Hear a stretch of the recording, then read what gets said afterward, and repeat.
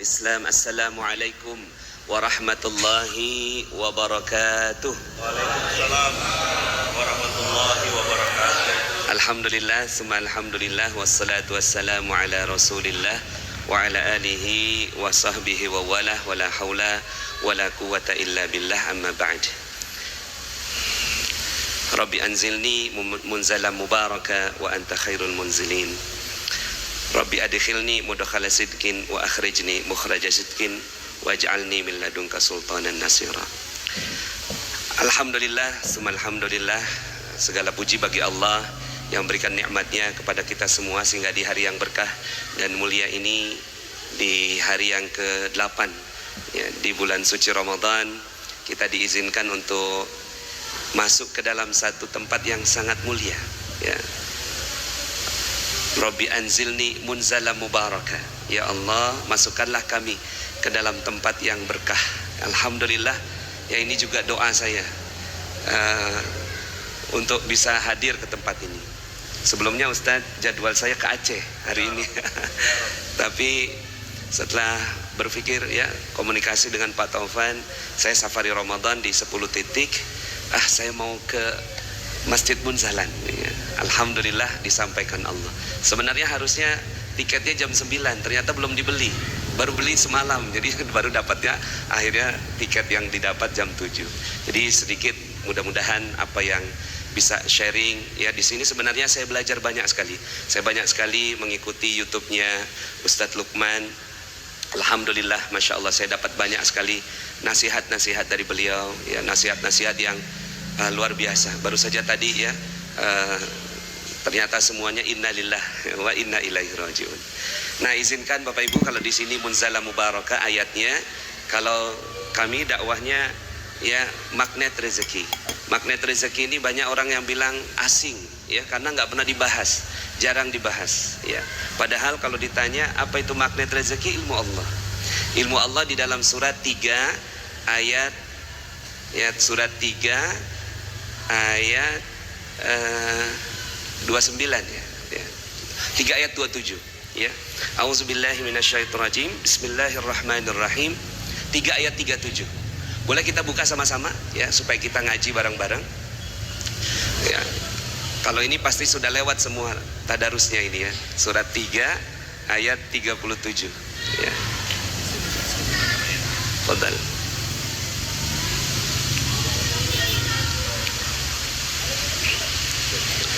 3 ayat 37. Jadi ini ayat yang kita sering tadaburi ya. Kita sama-sama baca ya.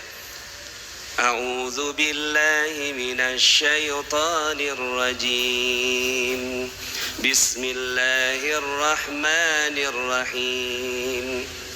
فتقبلها ربها بقبول حسن وأنبتها نبتا حسنا وكفلها زكريا كلما دخل عليها زكريا المحراب وجد عندها رزقا قال يا مريم أنى لك هذا قالت هو من عند الله إن الله يرزق من يشاء بغير حساب صدق الله العظيم. فتقبلها ربها بقبول حسن. Maka ketika ya dia Allah menerimanya dengan penerimaan yang baik, membesarkannya dengan pertumbuhan yang baik, dan menyerahkan pemeliharaannya pada Zakaria. Jadi Maryam ini ya disebut sebagai anak ajaib ya. Makanya yang di sini yang menerimanya langsung Allah. Fataqabbalaha rabbuha ya, biqabulin hasanin, diterimanya sebagai anak ya, anak ajaib ya. Makanya salah satu wanita paling mulia dalam Islam adalah Maryam. Kemudian ketika dipelihara, dibesarkan oleh Zakaria, Zakaria heran, ini anak kok ajaib sekali. Setiap datangi tempat mihrabnya selalu ada rezeki ya. di sampingnya selalu ada makanan. Jadi Zakaria mau nganter makanan, sudah ada makanannya. Mau dikasih belanjaan, sudah ada belanjaannya. Mau dikasih rezeki, sudah ada. Kaget ini sih ya Zakaria, heran Zakaria dan bertanya, ya Maryam, anna laki hadza, ini dapatnya dari mana? Qalat wa min indillah, datangnya dari Allah. Ya, innallaha yarzuqu may yasha bighairi hisab. Kalau Allah mau kasih rezeki, datangnya secara ajaib. Nah, ini ayat ini ya sering kita baca. Makanya di sana ada kata-kata mihrab rezeki. Jadi dulu saya membuat buku Ustaz Lukman, judulnya Mihrab Rezeki. Dasarnya ini. Tapi bukunya pun datangnya secara ajaib. Saya belum jadi penulis buku pada saat itu. Ya, saya cuma minta doa, ya Allah, gimana ya caranya supaya bisa bikin buku terus jadi bestseller gitu. Ya, judulnya Mihrab Rezeki. Tiba-tiba Mas Ipo telepon saya. Ipo Santosa. Pak Nas, kita bikin buku yuk. Apa judulnya Pak Ipo? Magnet Rezeki. Ya, itu awal sejarahnya. Beliau sudah patenkan itu di tahun 2013. Jadi patennya magnet rezeki atas nama Mas Ipo Santosa, bukan atas nama saya. Akhirnya alhamdulillah saya cuma kirim slide-slide jadi buku sama beliau karena beliau adalah penulis buku. Akhirnya alhamdulillah di bulan pertama langsung menjadi bestseller. Dan setelah itu saya minta izin sama Mas Ipo, boleh nggak kalau seandainya saya teruskan ya magnet rezeki ini supaya kajiannya jadi panjang. Akhirnya beliau izinkan dengan judul yang berbeda, Rahasia Magnet Rezeki. Nah, karena rahasia, tolong jangan bilang siapa-siapa. Nah, pertanyaannya adalah ayat ini hanya dibaca atau harusnya diamalkan? Kan selama ini kita berpikir bahwa cerita-cerita tentang keajaiban ini hanya menjadi inspirasi, ya kan? Harusnya menurut saya lah, ayat-ayat yang seperti ini bisa diamalkan juga. Sama seperti buku resep. Buku resep masakan kalau cuma dibacakan, ya itu kan gak jadi apa-apa. Ya, kan resep masakan itu, ya kalau cuma dinyanyikan, mau semerdu apapun kita nyanyi, suami tetap lapar bu. Begitu juga Quran. Semerdu apapun kita nyanyi, ya bacakan, lagukan, ya dengan makhraj tajwid yang bagus, nggak jadi apa-apa kalau nggak dipraktekkan. Makanya pertanyaannya, untuk apa ayat ini diturunkan? Dipraktekkan. Ya, karena gini, nggak mungkin ada satu ayat yang diturunkan oleh Allah hanya cerita, nggak mungkin. Pasti ujungnya praktek. Nah, ini kan ajaib. Nah, terus kemudian di sini yang uniknya adalah setiap ilmu dimulai dari penasaran. Ya kayak Isaac Newton jatuh apel ke kepalanya, penasaran, loh kok ada apel gitu. Terus kemudian jadilah ilmu namanya gravitasi. Ya kan? Nah, begitu juga dengan Zakaria. Zakaria heran melihat fenomena. Apa fenomenanya? Fenomenanya ada keajaiban berupa makanan yang datang secara ajaib kepada Maryam. Akhirnya bertanyalah, jadi penasaran bertanya. Ya Maryam, anna laki hadza, dari mana dapatnya? Nah, kemudian akhirnya diajarkan. Setelah itu akhirnya datanglah ya Zakaria ke Masjid Bunzalan Mubarakah. Ya, belajar ilmu hari ini. Nah, inilah Zakarianya. Nah, jadi yang belajar di YouTube, di TikTok dan segala, inilah Zakarianya. Penasaran, mau belajar. Ya, asalkan mau belajar, maka insya Allah dapat ini ilmu. Ya, saya Maryamnya. Jadi Maryamnya ya tidak lebih hebat daripada Zakaria. Jadi bapak ibu jauh lebih hebat daripada saya. Nah, kemudian di ayat berikutnya 38 ya. 38 izin Ustaz ya. Ya, Allah Subhanahu wa taala menceritakan tentang proses belajarnya Zakaria kepada Maryam. Setelah belajar di Masjid Bunzalan Mubarakah, ya, Zakaria mempraktekkan ilmunya. Hunalika da'a Zakaria rabbah qala rabbi habli min ladunka dzurriyyatan thayyibah innaka sami'ud du'a. Ya Allah, kalau Maryam punya keajaiban berupa makanan, aku juga mau dong. Ini dia. Jadi ada realita, ada belajar, dan ada keinginan. Makanya disebut murid. murid uridu, ada keinginan. Nah, Zakaria ada keinginan, aku juga mau dong. Mau apa? Mau keajaiban juga berupa anak. Karena makanan Zakaria bisa ya provide, tapi anak bagi beliau ini keajaiban. Buat sebagian di antara kita dapat anak mungkin mudah, tapi bagi Zakaria lihat di ayat 40. Ya. Qala rabbi anna yakunu li ghulamun wa qad balaghani al-kibar wa imraati akir. Ya Tuhanku, emang aku bisa dapat anak sedang aku sudah sangat tua, sedangkan istriku pun mandul. Jadi suami tua, istri mandul, ini kombinasi dahsyat. Istimewa.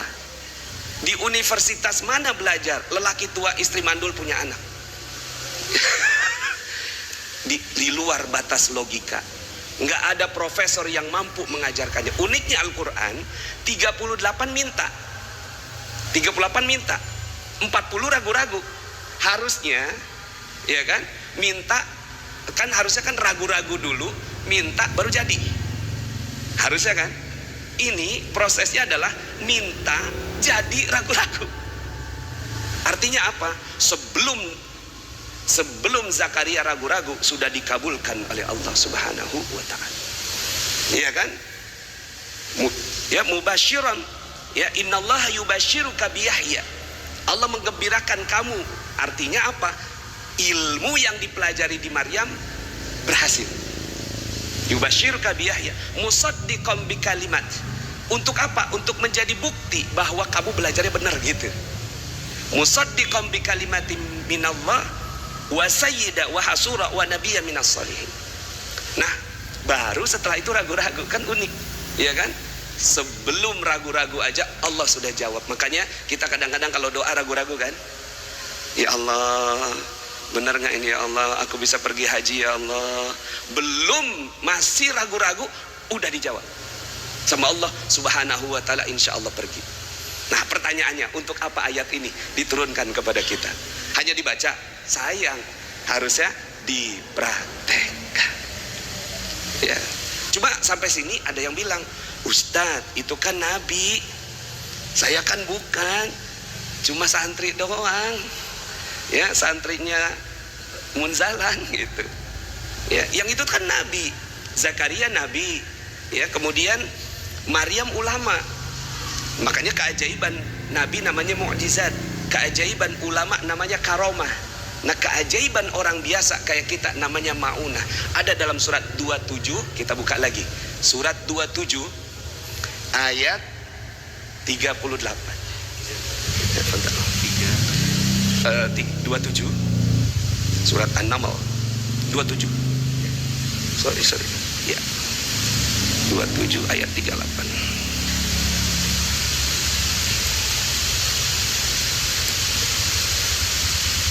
Iya.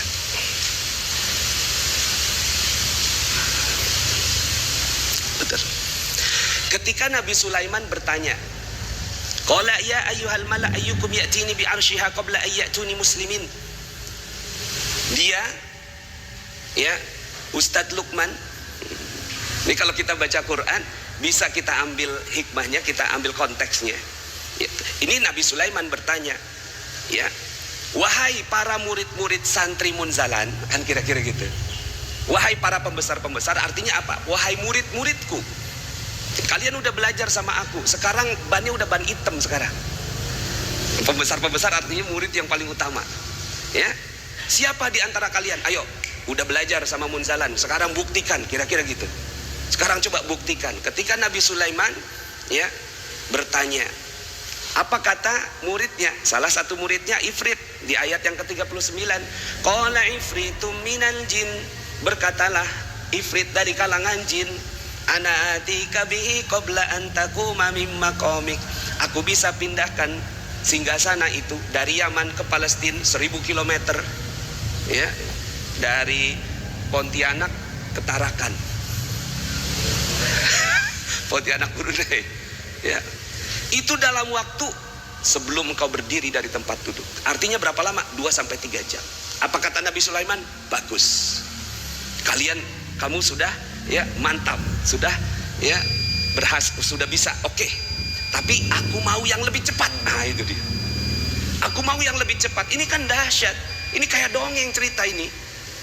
Aku mau lebih cepat. Di ayat yang berikutnya, qala alladzi indahu ilmun minal kitab.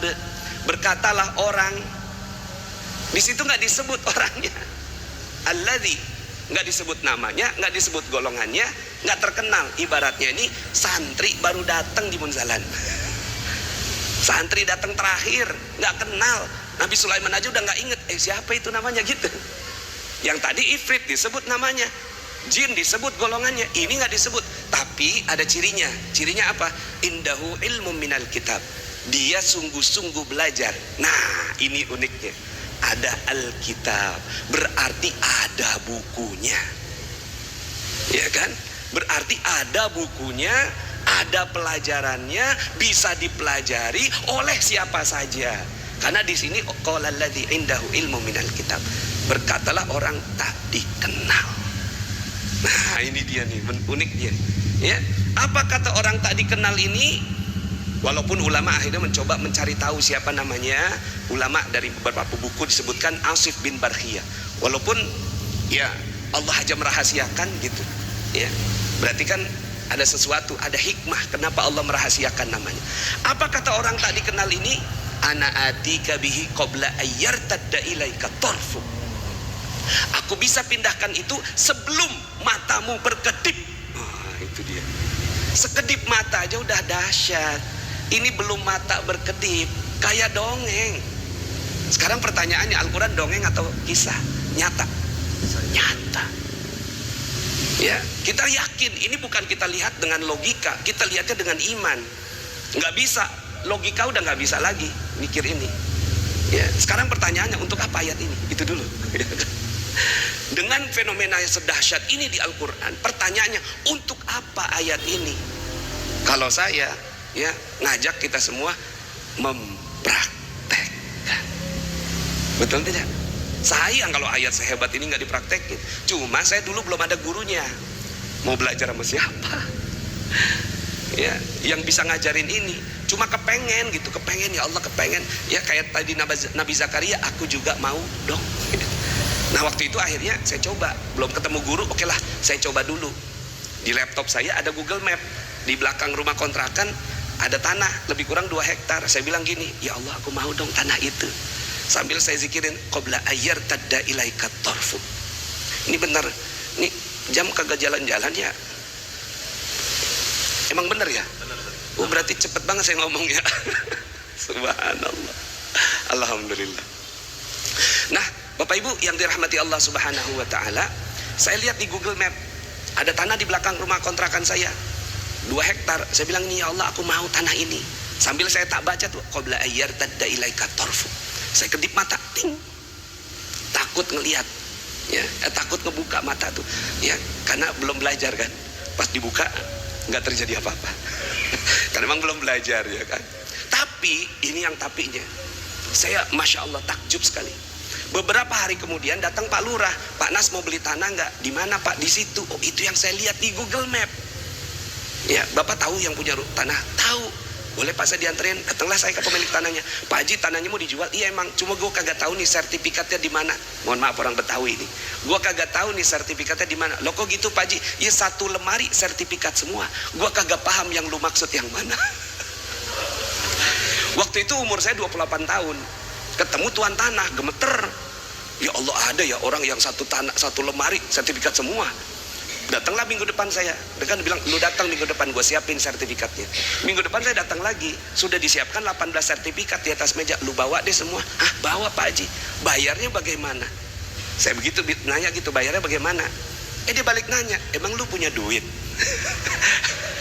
Umur 28 tahun, masih awam dalam berbisnis. Gemeteran tuh pas diskakmat begitu. Mau jawab punya bohong, dosa. Mau jawab nggak punya, nggak dikasih. Cuma saya nggak punya pilihan lain. Akhirnya saya jawab nggak punya Pak Haji. Dia bilang gini, emang gue tahu roman muka lu. Lu bawa semua. Gue pengen tahu lu bisa bikin apa sama tanah gue tanpa uang 1 sen pun. Saya bawa itu tanah asli sertifikat. Gemeteran saya bawa itu. Ya, Kata Pak Haji tuh gini, kalau lu sanggup kerjain, kalau lu nggak sanggup balikin. Nanti kalau lu udah punya uang bayar, gitu. Artinya apa? Dikasih modal tanpa, dikasih tanah tanpa modal. Akhirnya jadilah perumahan ya di Depok yang sekarang saya tinggalin. Makanya itu saya bersyukur sekali, itu tanah ajaib gitu. Sampai itu tanah diliput sama Metro TV, disebut sebagai Indonesia's First Islamic Property Developer, developer syariah pertama di Indonesia. Dan waktu itu belum ada bank-bank syariah yang gimana gitu. Saya udah komitmen hanya bank syariah saja, akad-akadnya semua pakai syariah, ada dewan pengawas syariah, begitu kira-kira. Setelah itu ketagihan Pak, setiap melihat tanah saya kedipin. ting, dapat 25 hektar tanpa uang 1 sen pun. Lah kan Masya Allah, saya bilang dahsyat sekali ini. Ya cuma, ada cumanya nih. Ya, saya belajar tanpa guru. Dulu tuh, belajar tanpa guru, naik, ada sombongnya.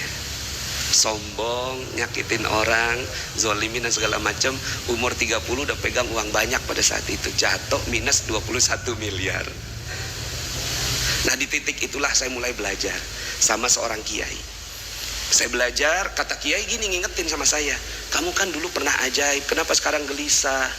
Gitu. Iya kiai, sekarang saya banyak utang, gitu, banyak amanah. Udah, pakai caranya Allah. Pakai caranya Allah. Dulu kamu pernah pakai caranya Allah, sekarang pakai lagi caranya Allah. Akhirnya pelan-pelan lah saya menyusun, gitu ya. Akhirnya jadi ilmu namanya magnet rezeki. Gitu. Saya buat 101 jurus magnet rezeki supaya belajarnya kontinu, ada 101. Nah ini mungkin sedikit bisa saya bagikan gitu ya, 2 lah gitu ya, nanti mudah-mudahan 99 kita bisa ketemu lagi. Amin. Ya. Sebelum berkedip mata ting gitu kan, terus datang lagi gitu. Kita kedipin aja ting. Iya. Ya. Subhanallah. Nah artinya apa? Artinya ada ilmunya, bisa dipelajari. Nah mudah-mudahan kalau Zakaria keajaibannya berupa anak, Maryam keajaibannya berupa makanan, Nabi Sulaiman keajaibannya berupa berbicara dengan hewan, ya, memindahkan istana. Mudah-mudahan keajaiban kita pergi umroh, tiba-tiba ajaib gratis gitu, ya. Dan sebenarnya yang disaksikan di Munzalan ini adalah praktek itu. Beliau sudah mempraktekkan gitu, cuma saya mencoba memformulasi supaya apa yang dilakukan Ustadz Lukman itu bisa dipraktekkan oleh semua. Jangan cuma Ustadz Lukman doang yang tiba-tiba datang, ada orang bawa mobil ini apa segala macam, kasih ke beliau, kan duduk diem aja, nggak ngapa-ngapain. Ya, artinya apa? Ya pasti ada ilmunya. Nah mudah-mudahan semua bisa seperti itu, seperti Ustadz Lukman. Dan kalau ini yang terjadi, Masya Allah, terjadinya gitu kan, ya duplikasi Ustadz Lukman, ada 1 juta Ustadz Lukman di seluruh Indonesia, akan menjadi negara superpower Indonesia ini. Nah sekarang kumaha carana kalau bahasa Sunda, cemana caranya? Cemana caranya? Ya, baa caronyo, peko carana. Oke, kita ngaji lagi, boleh ya?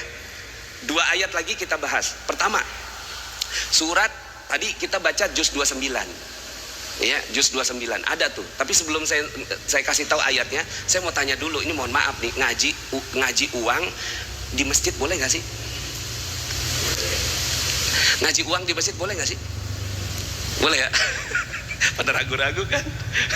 Boleh sih, boleh nggak sih kita? Kan nggak pernah kita dengar nih khutbah Jumat. Ma'asyiral muslimin, sidang Jumat yang dirahmati Allah. Hari ini khotib akan berbicara tentang uang yang banyak. Nggak ada ya? Muzalah boleh? Baik, aman berarti.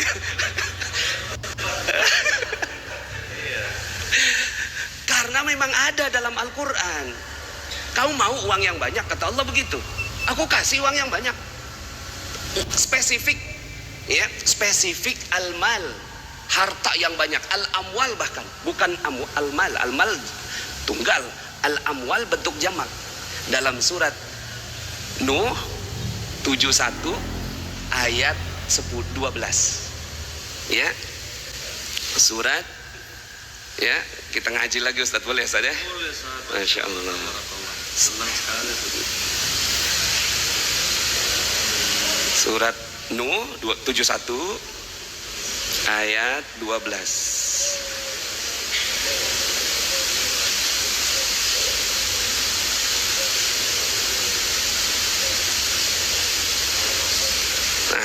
Masya Allah. A'udzubillahi minasyaitonirrajim. Wa yumdidkum bi amwalin wa banin.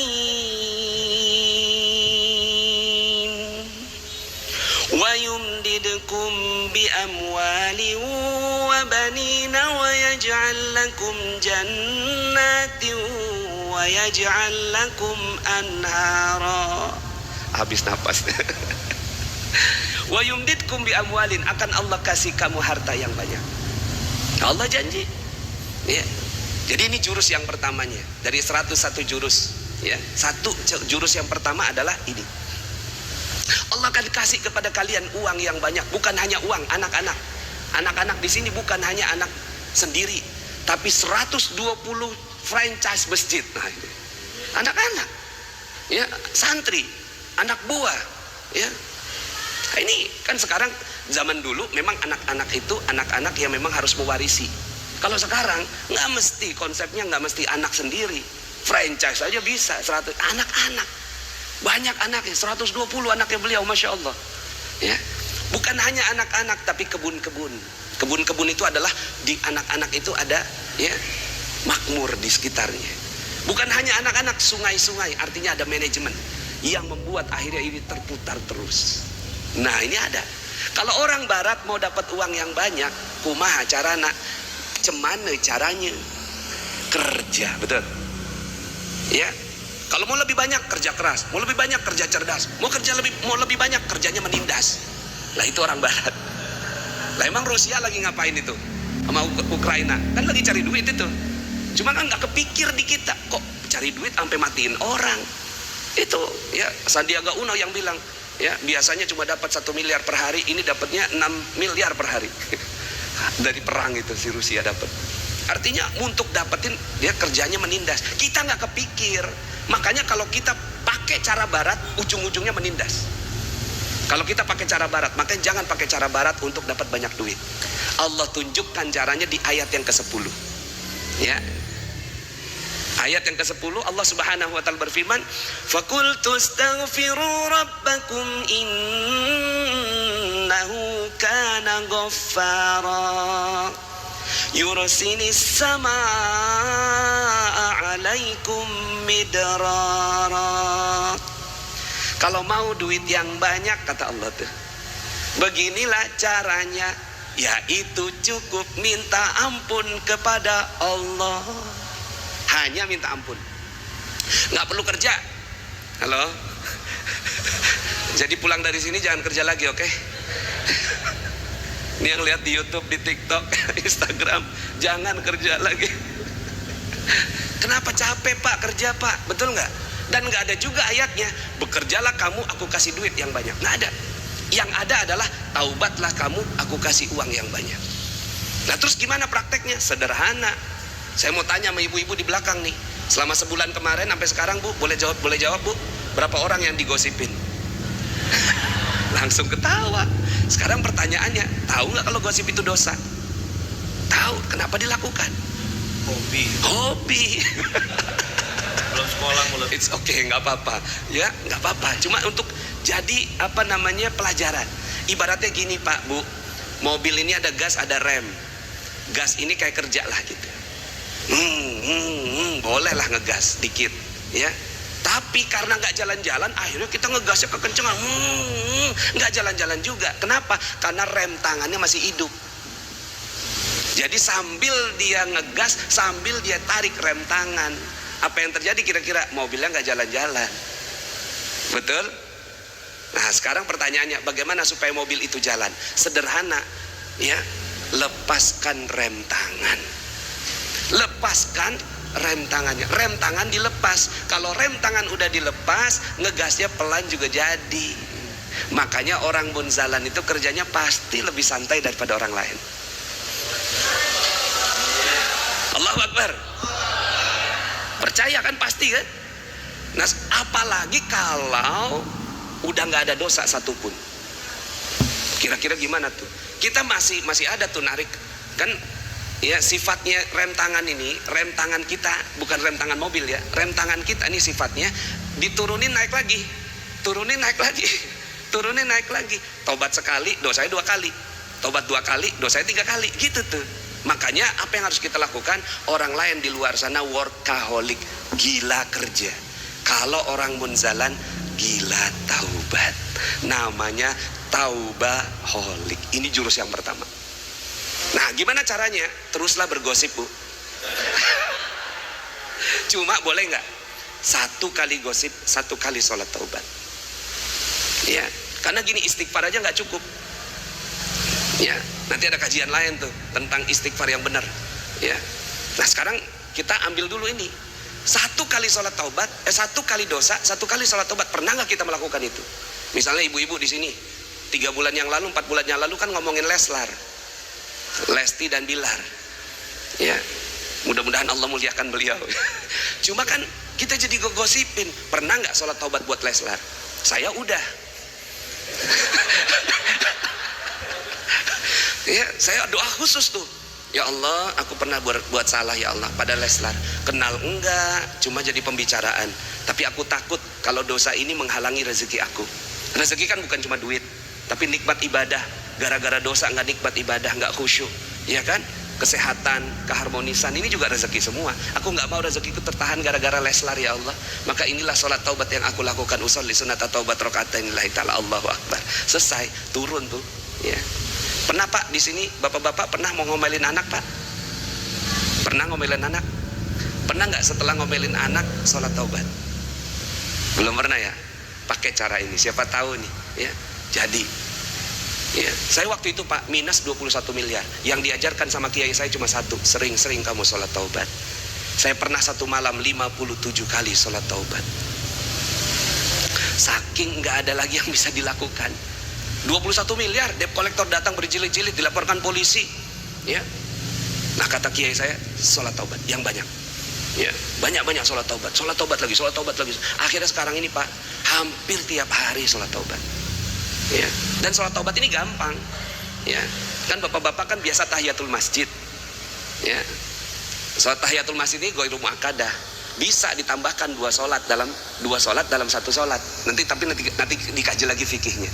Jadi usolli sunnatat tahiyatul masjid wa usolli sunnatat taubat rakaataini lillahi ta'ala 2 in 1.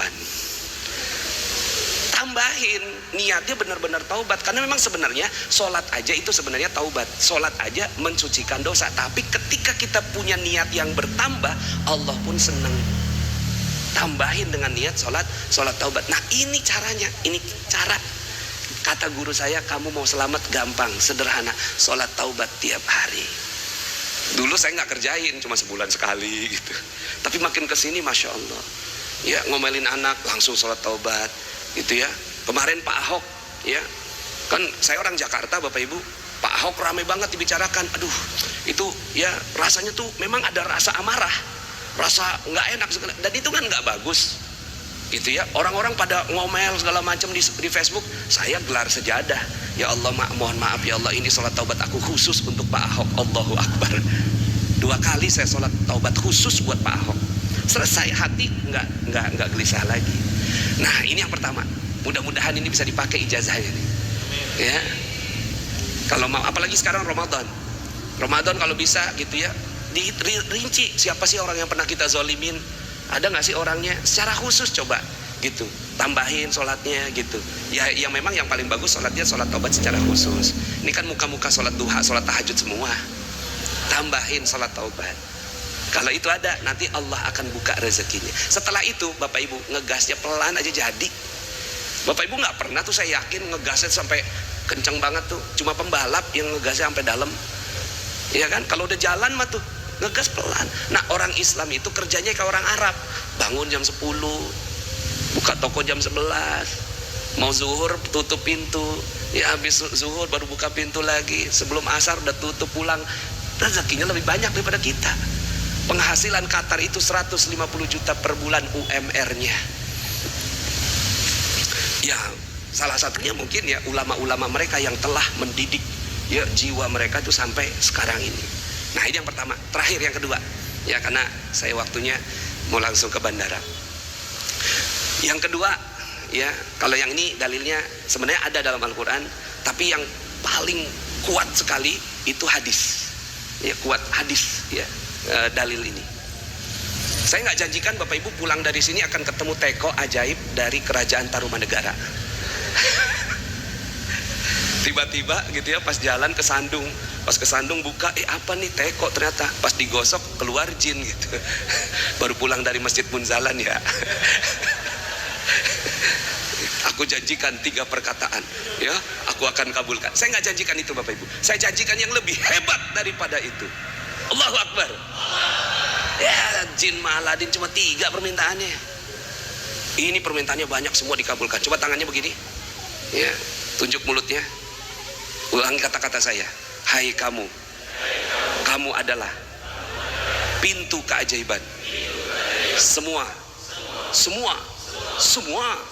yang keluar dari kamu pasti dikabulkan, karena kamu lebih hebat daripada teko ajaib kerajaan Tarumanegara.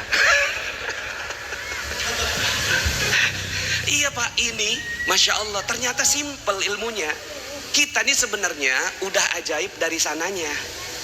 Udah ajaib dari sananya. Kenapa? Pabrik kita di sorga. Lah Cina aja hebat, bikin produk macam-macam. Handphone kita nih semuanya produk Cina. Ini aja hebat, Bapak Ibu produk sorga. Lebih hebat mana? Cuma sayangnya ya kehebatan yang Bapak Ibu kita miliki itu tidak dimanfaatkan dengan baik. Keluar di sini aja semuanya jadi. Makanya ibu-ibu punya 20.000 kata ajaib. Bapak-bapak cuma 7.000. Nggak apa-apa Pak ya, ikhlas ya. Emang ibu-ibu mau punya 20.000, lebih banyak. Sekarang pertanyaannya, sudah dimanfaatkankah 20.000 itu dengan baik? Itu dia. Dalilnya ini. Janganlah berkata-kata ya. La tad'u ala anfusikum. Jadi Nabi menyatakannya tuh berkata-kata tuh tad'u. La tad'u ala anfusikum illa bi khairin, kecuali yang berbaik-baik saja. Fa innal malaikata yu'minuna ala ma taqulun. Sesungguhnya malaikat mengaminkan semua yang kamu katakan. Makanya tadi kan semua dikabulkan. Jadi kalau kita ngomong nih, aduh susah, kata malaikat amin gitu. Malaikat itu tugasnya cuma mengaminkan. Kamu mau apa? Sama kayak jin Aladin itu, your wish is my command gitu. Permintaanmu adalah perintah bagiku gitu. Sama malaikat begitu. Sebenarnya kita tiap hari membawa malaikat dan ada 20.000 stok kita untuk mengucapkan yang baik. Tapi yang kita ucapin susah ya. Apa kata malaikat? Amin. Jadi nggak tuh hidup kita kayak gitu? Nah itu dia. Makanya jangan ngucap kata susah lagi. Ini penelitian membuktikan orang menyebut kata susah ya 30 sampai 50 kali sehari. Ya jadi begitu. Nah kita orang ajaib tapi ngomongnya itu, doanya itu. Maka jangan sampai seperti itu. Terus gimana dong? Ya kalau kita bilang wah mudah semuanya, ya kita kayak orang yang gimana gitu ya. Apa terlalu optimistik gimana gitu ya. Jawab aja susah, apalah yang sama padanannya, tidak mudah. Jadi kebalikannya apa? Mudah, tapi kasihin tidak mudah. Kenapa? Karena malaikat nggak kenal kata tidak, nggak kenal kata jangan. Itu malaikat tuh. Malaikat cuma kenal objek, subjek. Itu malaikat. Nggak kenal keinginan, nggak kenal kemauan. Ya. Jadi kalau kita bilang tidak mudah, maka yang didoakan, oh orang itu mau mudah, amin ya Allah hidupnya mudah gitu. Ya. Jadi gimana mengamalkan ilmu magnet rezeki? Tidak mudah. Bagaimana supaya dapat ya gaji 200 juta per bulan? Tidak mudah. Maka apa kata malaikat? Mudah, amin gitu. Berat diganti tidak ringan. Sebenarnya bukan malaikat doang yang nggak kenal kata jangan, kata tidak. Pikiran kita pun sebenarnya nggak kenal kata jangan, kata tidak. Coba ya, tolong ya, tolong. Jangan bayangkan, jangan ya, jangan bayangkan seekor gajah. Jangan bayangkan seekor monyet ada di punggungnya gajah. Jangan bayangkan monyetnya pakai celana warna merah. Jadi kebayangkan, padahal udah dibilang jangan. Nah, malaikat lebih dahsyat dari itu. Kita aja yang punya keinginan, diberikan keinginan oleh Allah, itu masih begitu, masih nggak bisa ngelawan pikiran kita, apalagi malaikat. Gitu. Malaikat itu cuma tugasnya amin, amin, amin, amin. Saya mau sehat, pergi ke rumah sakit, dua-duanya dikabul. Mau sehat, pergi ke rumah sakit, ya, jadinya 0. Betul nggak? Ya, makanya kenapa banyak orang Indonesia berobatnya ke Malaysia. Kenapa? Apa rahasianya? Karena di sana nggak ada rumah sakit, adanya hospital. Kemarin kan Pak Anies Baswedan mau bikin rumah sehat, tapi kan secara undang-undang di Indonesia udah undang-undang. Coba tanya Ustadz Lukman, bahasa Arabnya rumah sakit apa? Mustasfa. Mustasfa asal katanya syifa, kata tempat. Mustasfa tempatnya orang sehat. Lah kenapa di Indonesia diterjemahkan jadi rumah sakit? Ini siapa yang bertanggung jawab ini? Jadi jangan menyebut itu lagi, aduh saya lagi sakit. No, jangan, saya lagi nggak enak badan. Atau bahasa Inggrisnya, my body is not delicious right now. Not delicious. Not delicious right now. Yang nggak paham nanti harus buka kan. Ada yang nggak paham. Oh iya siap, roaming ya. Habis buka puasa dijelasin sama Ustadz Lukman. Ya. Nah, jadi Bapak Ibu semuanya, ini jurus yang kedua, yaitu jaga kata. Ketika kata kita semuanya yang bagus, Bapak-bapak 7.000 semuanya bagus semua, insya Allah setelah itu ajaib hidupnya. Cuma percaya saya, keluar dari sini Bapak Ibu akan kembali lagi ke kehidupan semula. Coba, kalau seandainya pulang dari sini ibu-ibu masih nyerocos saja, ngomongnya kayak kereta, berarti belum berhasil ilmunya, belum praktek, baru tahu. Tapi kalau yang praktek yang penting gitu. Di sini ada nggak yang punya utang? Mohon maaf deh, ada yang punya utang nggak? Ada ya? Ada yang punya utang? Ada nggak yang punya utang? Ada. Apa kata malaikat? Amin sampai mati kagak lunas. Terus apa dong? Nggak ada utang. Ada orang datang sama saya, Ustadz, hidup saya hancur. Loh, ada loh. Orang yang dia ngedoain dirinya sendiri, hidup saya hancur Pak Ustadz. Kalau saya kan hidupnya udah keren. Wow, keren, saya bilang gitu. Kok keren sih Ustadz? Iya, kenapa? Saya banyak utang Ustadz. Wow, dahsyat. Loh kok dahsyat sih Ustadz? Ya coba cerita. Berapa emang? 200 juta Ustadz. Besok orangnya datang Ustadz mau nagih saya. Kalau nggak ada duitnya, dia bawa polisi mau saya dipenjarakan. Ada 4 kata. Hancur, utang, polisi, penjara. Dan biasanya orang kalau lagi gelisah, ini diulang-ulang terus. Hancur, ulang, utang, polisi, penjara. Hancur, utang, polisi, penjara. Hancur, utang, polisi, penjara. Saya bilang begini, kamu mau nggak besok hidup kamu ajaib? Sebenarnya dia mau pinjam duit sama saya. Cuma daripada saya kasih duit, saya kasih ilmu. Daripada saya kasih duit, mending saya kasih ilmu. Besok hidup kamu langsung ajaib. Gimana caranya Ustadz? Sederhana, kamu tuh udah lunas. Belum Ustadz, pura-pura. Tapi jadi doa, udah lunas. Lunas, lunas, lunas. Pokoknya di kepala ente yang pikiran cuma lunas, lunas. Di mulut lunas, lunas, lunas. Itu 200 juta apa? Itu kan utang. Bukan utang, itu amanah.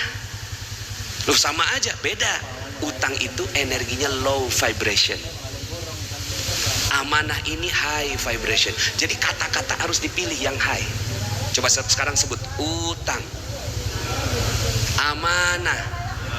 Mana lebih enak disebut? Itu dia. Jadi Bapak Ibu pilih vibrasi-vibrasi kata kita itu yang tinggi vibrationnya. Saya minta sama dia, ente zikir dah, lunas amana lunas amana lunas amana lunas lunas amana lunas amana lunas amana lunas lunas amana lunas amana lunas amana lunas. Saya minta 100 kali gitu. Sebenarnya ya zikir makan harusnya kalimat yang baik ya, tapi itu kan kalimat thayyibah juga. Lunas amanah, tambahinlah pakai sholawat, tambahin pakai istighfar, insya Allah besok kamu hidupnya ajaib gitu ya. Apa iya Ustadz?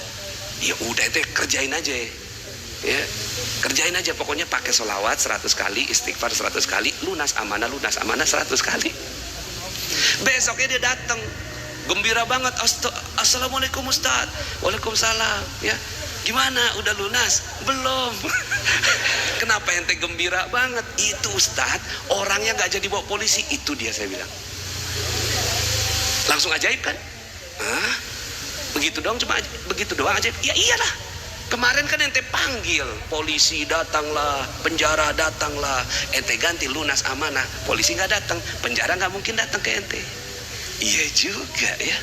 Terus apa dia ngomong apa? Dia kasih waktu panas, ya. Baik banget ente dikasih duit lagi. Enggak Pak Ustadz, saya cuma dikasih waktu. Ingat, time is money. Waktu adalah dikasih waktu sama dengan dikasih uang. Iya juga ya. Tuh kan, orangnya lembut kan. Setelah itu, iya. Udah ente terusin, saya bilang. Ente terusin, amalin dah nih, ya. Lunas amanah. Kalau nggak perlu di sini, di sini.